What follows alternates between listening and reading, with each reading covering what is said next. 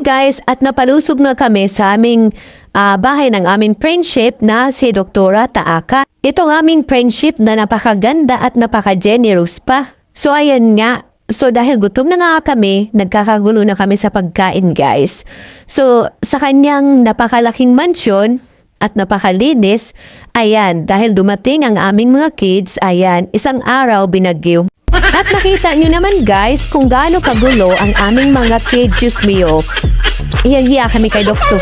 Nahihiya pa kaya kami sa lagay na to? Yung mga anak namin na feel at home. At shout out sa aking napaka-generous na friendship, Doktora Taaka. Hi guys, meron po silang dental clinic sa harap ng Central sa poblasyon po sa Ordeta City.